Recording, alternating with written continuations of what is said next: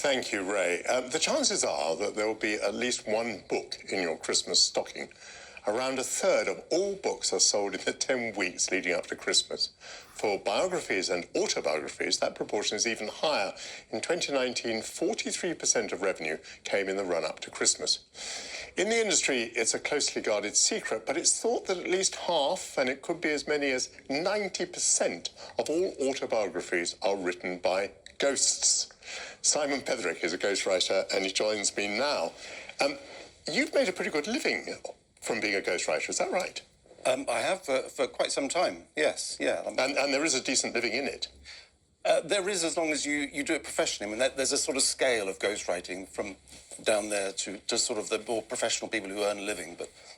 No, I'm sure you're right up there. Not right up there, but yeah. Tell me about the sorts of people for whom you have ghost written. They vary hugely. I've written for, you know, what you would call celebrities, very successful business people.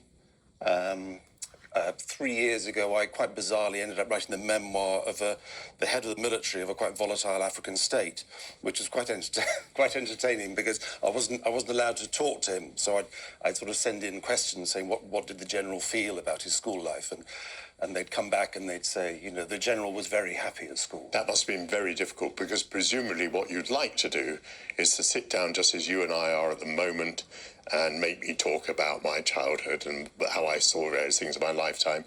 And when do you actually start writing? Presumably only after you've spoken to someone for quite a long time, is that right? No, absolutely, you're absolutely right. What I normally try and do is not write anything for at least 2 months.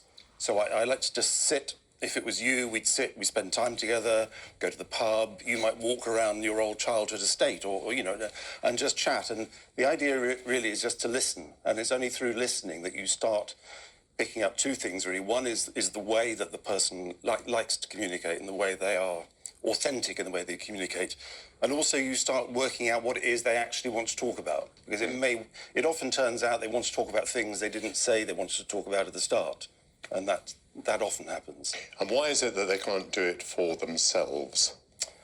Well, a lot of very successful people, if they're sports people, business people, musicians, I mean, all kinds of... They're very, very successful in their area. There's no particular reason why they should be good at crafting a story.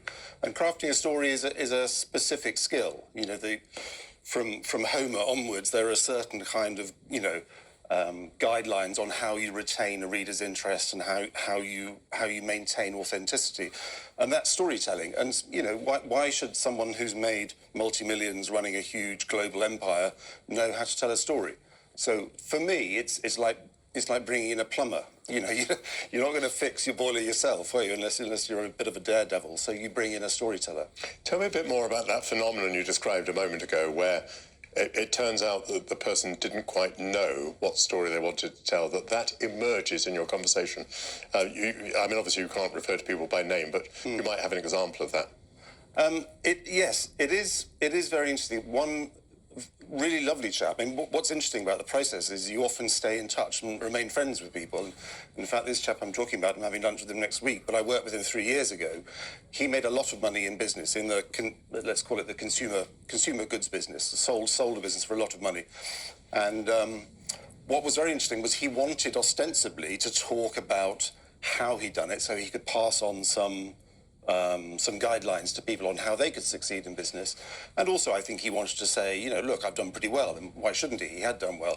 But actually what had emerged as we were talking was that a lot of the drive for him came from the fact that his father had left the family when he was 8 years old.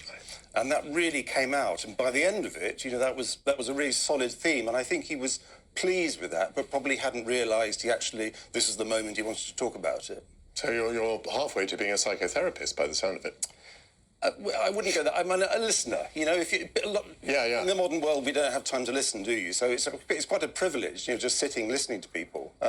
So we've been talking about ghostwriters in a very discreet way. You're not talking about with whom you've been working. But some ghostwriters are out there. For instance, we know that Prince Harry has a ghostwriter, don't we? Well, we do. It's going to be fascinating, I think. J.R. Moeringer, he's called. And he is right up there. You know, we understand, I don't know, but we understand he's being paid somewhere between $1 million and $3 million for this. We know he spent at least a year with Harry talking to him. And what's really interesting about it is, I think, you know, you're talking about the kind of psychoanalytic element of it. I think this is very much the case here, because if you look at Meiringer's track record, and he is a great writer, he became known for his own memoir called The Tender Bar, which is about his difficult relationship with a distant father. He then went on and worked for Andre Agassi and did his autobiography, which strangely talked about Andre's difficult relationship with his father. And now he's talking to Prince Harry. So, you know, one can only suspect he's got a bit of psychological skin in the game. Yeah. I'm very interested in the numbers you've mentioned, between $1 and $3 million. Mm-hmm. So that leads me to ponder, I mean, how much might that book make for its author? Oh, I think it will be huge. I mean, what do you mean by huge? Well, I suspect he'll be directing quite a lot of it into charity, but I think you could assume that he'd be making $20, $30 million out of that. Yeah. Because the way publishing works is that, you know, they focus all their attention on the big books these days, much more than they used to. So they will just swamp the world, and there'll be world rights in that book. And from a fee like that, you can spare 10% to the ghostwriter? Yeah. And it sort of trickles down that way to where people like me operate, you know, doing celebrity and famous people's memoirs. It's a kind of a 10%-ish, you know. Yeah. Are you aware of any other autobiographies or biographies that are approaching publication coming up to Christmas, or that are published coming up to Christmas? I'm not sure about coming up to this Christmas. I mean, there is a big fiction book coming out, because I think people will be surprised to know how many best-selling novels are actually ghostwritten. And there is one very successful male best-selling novelist whose modus operandi is, when he has an idea for a story, he gets the team over. He has a team of ghostwriters, and he sort of walks around in a smoking jacket and tells them stories, and they go off and write it, and then it comes back to him. You know, which for me is it's fine. You know. I mean, I was rather surprised to see that Paul Newman, his diaries are coming out. Now, I think Paul Newman died all the way back in 2008, and these are diaries. I assume they don't get ghost rewritten. No, they wouldn't. I mean, American publishing on the whole has always tended to be much more hands-on and, dare I say it, professional, actually. You know, the great American editors, like the editor of Thomas Wolfe, the editors for Hemingway, people like that, would have involved themselves much more in the actual words. So I suspect they've had a very good American editor who has probably cleaned it up here and there. Yeah. And, of course, we've got a new book from Michelle Obama. Is that, by the way, is Michelle Obama's second book worth more than Prince Harry's, do you think? Difficult to tell. Really? I would have thought certainly yes, no? I don't know. I think people are going to be surprised by Harry's book, because I know there's a certain sense of, oh, God, you know, why doesn't he shut up? But I think it could be a fascinating book, and it could surprise people, I think. Simon, such a pleasure to talk to you, and good luck with your future work. Thank you very much.